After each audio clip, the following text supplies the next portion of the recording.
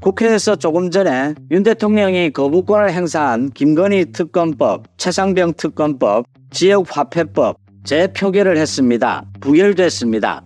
자동 폐기가 됐습니다.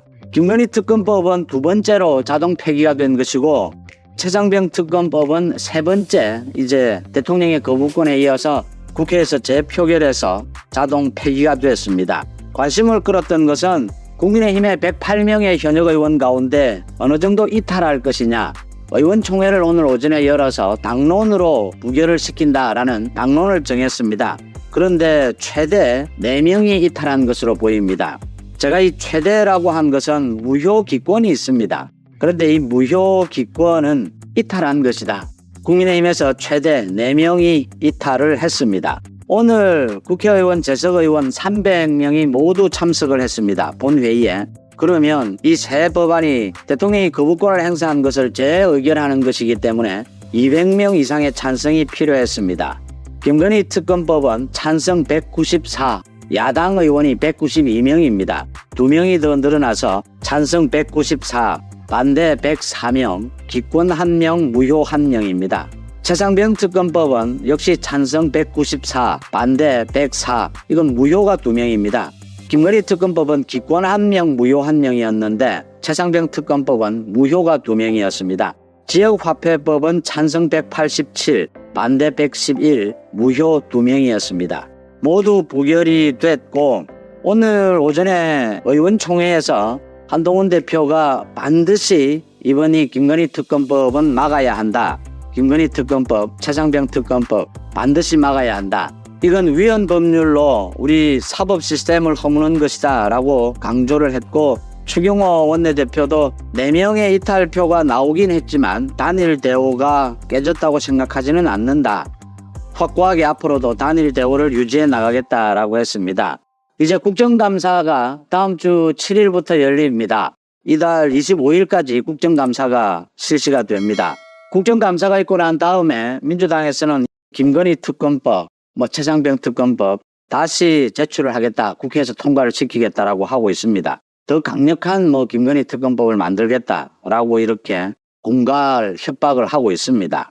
앞으로 김건희 특검법 공세, 이게 윤 대통령에 대한 탄핵으로 이어질 부분이기 때문에 이걸 어떻게 막을 것이냐.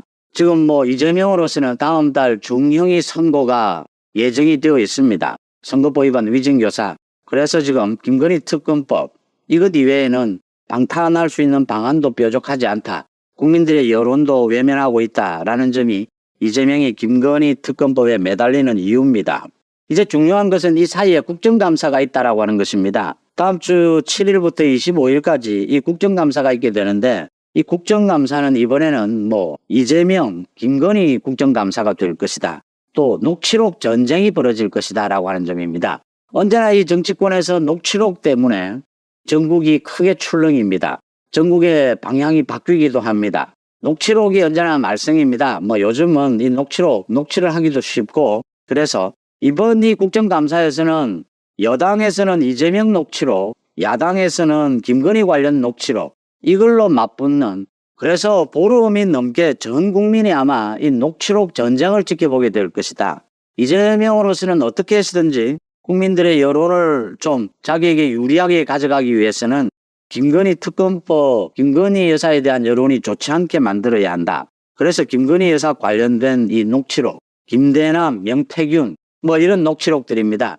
이걸 이제 국정감사에서 집중적으로 퍼뜨리고 이것과 관련된 증인들을 집중적으로 지금 채택을 했습니다. 여기에 맞서서 국민의힘에서는 이재명 녹취록입니다. 소위 이재명이 위증교사에서 나눈 그 녹취록과 이화영 녹취록입니다. 이화영이 변호사와 나눈 녹취록 이 부분에는 쌍방울의 김성태 전 회장이 이재명의 재판 거래에 관여를 했다. 소위 법원에 대한 로비를 했다라고 하는 내용이 나옵니다. 이게 가장 이 폭발력이 강하지 않겠느냐. 조금 이제 있으면 김성태가 또 재판정에 나옵니다. 김성태가 직접 폭로를 할 가능성도 있습니다. 그러니까 이재명이 지난 2018년 경기도지사 선거에서 거짓말을 해서 선거법 위반에 걸렸는데 1심, 2심에서 유죄 판결을 받았습니다. 당선 무효형을 받았습니다. 그런데 대법원에서 권순일 대법관에 의해서 무죄로 뒤집어집니다. 이 과정에 재판 거래가 있지 않았느냐. 이 재판 거래는 두 가지로 현재까지는 로비가 있지 않았겠느냐. 하나는 그 대장동의 핵심 인물인 김만배, 또 한쪽은 이 쌍방울, 김성태 전 회장을 통해서 로비가 있지 않았겠느냐. 이 녹취록이 그걸 생생하게 들려주고 있는 셈입니다. 이런 것들이 국정감사장에서 정면으로 맞부딪힐 것이다. 이재명과 이화영의 녹취록, 이재명, 이화영의 육성이 들어있는, 그 다음 김건희 여사 관련해서는 뭐 김건희 여사의 육성이 있고 이런 것은 아닙니다. 이제 뭐 김대남의 녹취록에 김건희 여사가 등장을 하고 명태균의 녹취록, 또 이 명태균이 여러 가지로 나눈 텔레그램, 문자 메시지, 이런 부분들에 김건희 여사가 나온다라고 하는 대목이 이제 이재명이 공격하는 포인트입니다. 국정감사를 거치고 난 다음에 다음 달에는 김건희 특검법을 다시 제출을 하겠다. 또 이재명의 두 가지 재판, 1심 선고가 중형으로 내려질 가능성이 매우 높다. 이게 지금 전국의 흐름을 크게 뒤바꿀 것으로 보입니다.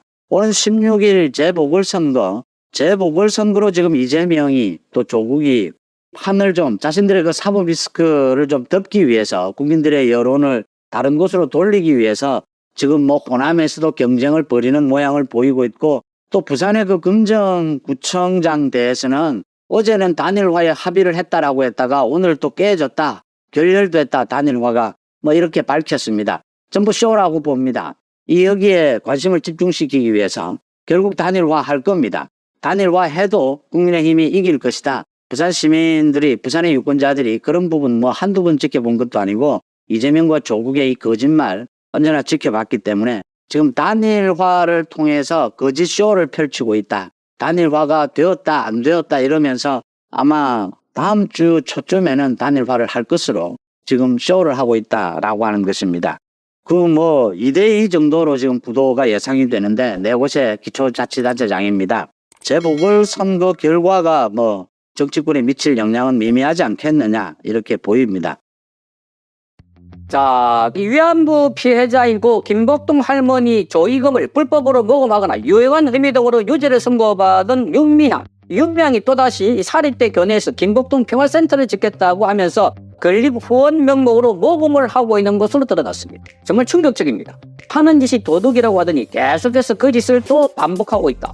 많은 전과자들이 밖에 나오면 또다시 나중에 도둑질을 하고, 도둑했던 사람이 또 도둑질을 하고 감옥에 들어가고, 그래서 전과, 이과, 삼과를 계속해서 이렇게 채우는 것은 바로 거기가 가장 편하고 가장 쉽고 잘 알고 있기 때문이다. 이런 말도 있습니다.